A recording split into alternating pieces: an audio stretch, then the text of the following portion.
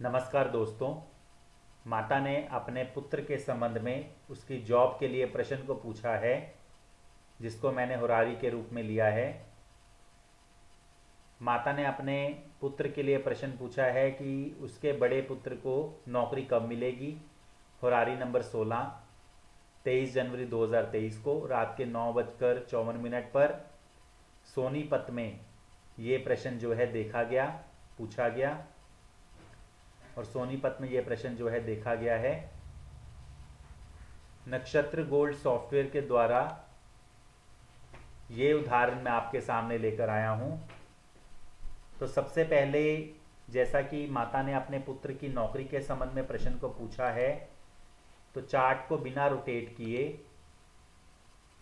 चंद्रमा की स्थिति को देखते हैं।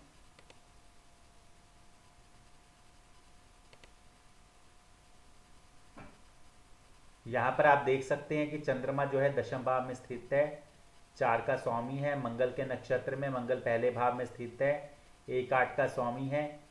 और चंद्र आगे सूर्य के उपनक्षत्र में, जो कि दशम भाव में स्थित है, 5 का स्वामी है। तो दशम भाव जो है प्रोफेशन का है। और जैसा कि नौकरी के संबंध में प्रश्न पूछा गया है, तो यहाँ पर चंद्रमा जो है 5वां भाव, जो कि छठे भाव नौकरी का व्यय भाव है, 8वां भाव जो रुकावट का है। चंद्रमा टेनेंटेड है। चंद्रमा का उपनक्षत्र सूर्य जो है वो आगे अपने ही नक्षत्र में है, 10 5। तो यहाँ पर 5वां भाव जो है फिर छठे भाव नौकरी का व्यय भाव, दशम भाव जो है कर्म का। तो प्रश्न की सार्थकता जो है वो चंद्र के द्वारा हमें पता लग रही है। अब यहाँ पर यदि हम देखें, चंद्र के साथ शुक्र है और शनि है। चंद्रमा जो है कुंभ में 5 डिग्री पर, शुक्र जो है कुंभ में 1 डिग्री पर, शनि जो है कुंभ में 0 डिग्री पर। चंद्रमा की शुक्र और शनि के साथ युति, तो शुक्र जो है वो दशम भाव, दूसरे भाव और 7वें भाव को, दशम भाव कर्म, दूसरा भाव धन। और शनि जो है वो दशम भाव में स्थित 10 11 का स्वामी, जो कि दशम भाव कर्म और 11वें भाव लाभ को दर्शा रहे हैं। तो प्रश्न की सार्थकता जो है सही से पता चल रही है। अब यहाँ पर क्योंकि माता ने बड़े पुत्र के लिए प्रश्न किया है, तो 5वें भाव को हम लगन पर लाएंगे, जो कि सिंह लगन बना। अब यहाँ पर ध्यान दीजिए कि छठे भाव नौकरी का उपनक्षत्र स्वामी केतु है, तो दशम भाव कर्म का उपनक्षत्र स्वामी केतु है। तो केतु क्या दर्शा रहा है यदि हम देखें, केतु जो है अपने लेवल पर 2 6 10 भावों को, राहु के नक्षत्र में 8 9, जो कि नवम भाव दशम का व्यय भाव, 8वां भाव रुकावट का। केतु अपने ही उपनक्षत्र में 2 6 10 भावों को। तो यहाँ पर केतु अपने स्तर पर और अपने उपनक्षत्र पर 2 6 10 भावों को दे रहा है। नक्षत्र पर जो है रुकावट की स्थिति दर्शा रहा है, तो रुकावटों के साथ नौकरी की प्राप्ति हो सकती है। केतु जो है वो अनटेनेंटेड है।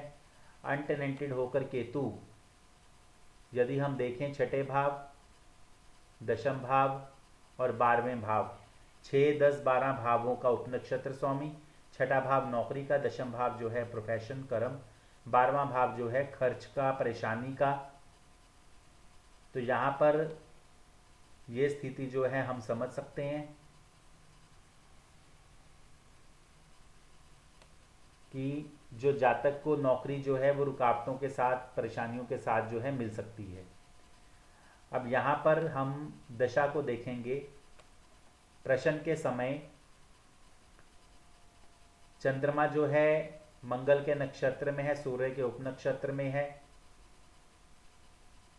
तो यानी कि मंगल की महादशा, सूर्य की अंतर्दशा। तो मंगल की महादशा और सूर्य की अंतर्दशा आप देख सकते हैं। मंगल जो है चंद्र के नक्षत्र में, जो कि छठे भाव को दर्शा रहा है, गुरु के उपनक्षत्र में, जो कि 5 7 8। महादशा स्वामी मंगल टेनेंटेड है। तो उपनक्षत्र का नक्षत्र आगे शनि छठे भाव को दर्शा रहा है, 6-7 का स्वामी है। तो यहाँ पर हम कह सकते हैं कि मंगल अपने नक्षत्र के द्वारा छठे भाव, साथ में 12वां भाव परेशानी, और उप नक्षत्र के द्वारा छठे भाव को दर्शा रहा है। तो महादशा स्वामी मंगल बहुत मुश्किलों परेशानियों के साथ नौकरी के स्थिति को दर्शा रहा है। और जो मंगल है वो 2, 6, 10, 11 भावों का क्या कार्येश है। तो यहाँ पे 2, 6, 10, 11 भावों के संयुक्त कार्येश को देखें तो मंगल जो है छठे भाव के कार्येश में आ रहा है। तो महादशा स्वामी मंगल जो है पॉजिटिव है। अंतरदशा स्वामी सूर्य को देखें, सूर्य जो है अपने ही नक्षत्र में रीनफोर्स है, शुक्र के उप नक्षत्र में तीनों स्तर पर जो है छठे भाव को दर्शा रहा है, दशम भाव को दर्शा रहा है। सूर्य जो है अनटेनेंटेड है, और यहाँ सूर्य पार्शली अनटेनेंटेड होकर यदि हम देखते हैं तो 1 से 12 भावों में किसी भाव का उपनक्षत्र स्वामी नहीं है, छठे भाव का नक्षत्र स्वामी है। तो छठा भाव, और इसके अलावा हम कह सकते हैं कि सूर्य जो अंतर्दशा स्वामी वह पॉजिटिव है। 2, 6, 10, 11 के संयुक्त कार्येश में सूर्य जो है आ रहा है। तो महादशा स्वामी मंगल, अंतर्दशा स्वामी सूर्य जो है पॉजिटिव है। 23 जनवरी को प्रश्न जो है पूछा गया है। तो प्रत्यंतर दशा जो है 1 फरवरी 2023 तक गुरु की, उसके बाद शनि की 21 फरवरी तक, उसके बाद बुध की प्रत्यंतरा 11 मार्च, उसके बाद केतु की 19 मार्च, और उसके बाद शुक्र की 9 अप्रैल तक। तो यहाँ पर प्रत्यंतर दशा गुरु को देखें तो गुरु जो है 2, 6, 10, 11 के कार्येश में है।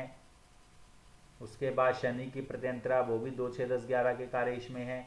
उसके बाद बुध की प्रत्यंतरा वो भी 2, 6, 10, 11 के कार्येश में है। केतु की प्रत्यंतरा और उसके बाद शुक्र की प्रत्यंतरा, तो केतु जो है वो भी और शुक्र है जो है वो भी 2, 6, 10, 11 भावों के संयुक्त कार्येश में है।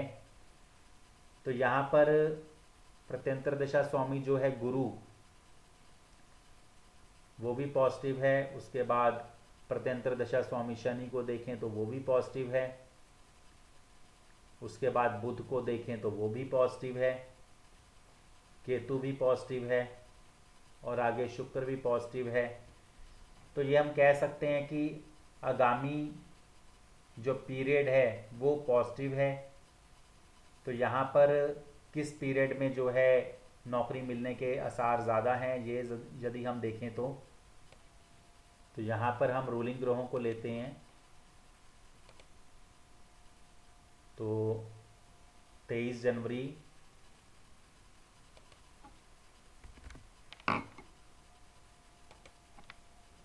रात के 9:54,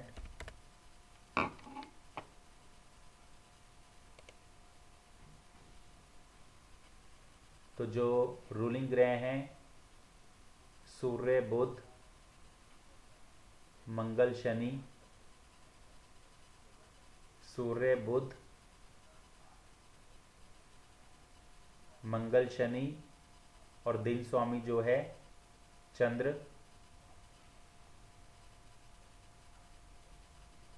तो सूर्य, बुध, मंगल, शनि,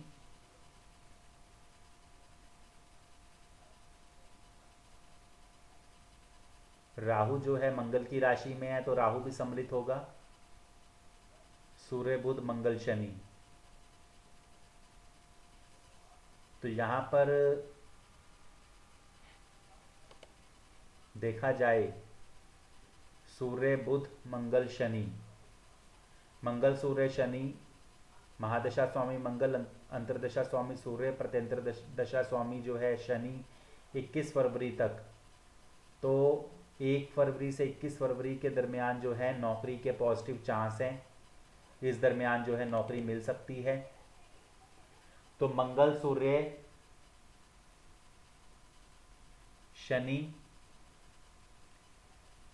4 फरवरी तक भी अच्छा पीरियड है। तो हम कह सकते हैं कि मंगल, सूर्य, शनि, शनि ये पीरियड भी उपयुक्त है। तो फरवरी के पहले 2 सप्ताह में नौकरी मिलने के आसार हैं। जैसा कि उपयुक्त दशा, अंतर्दशा, प्रत्यंतर दशा के आधार पर पता चल रहा है। तो इस प्रकार से नौकरी के संबंध में इस उदाहरण को आप समझ सकते हैं। नक्षत्र गोल्ड सॉफ्टवेयर के द्वारा ये जो है प्रश्न को मैंने देखा है।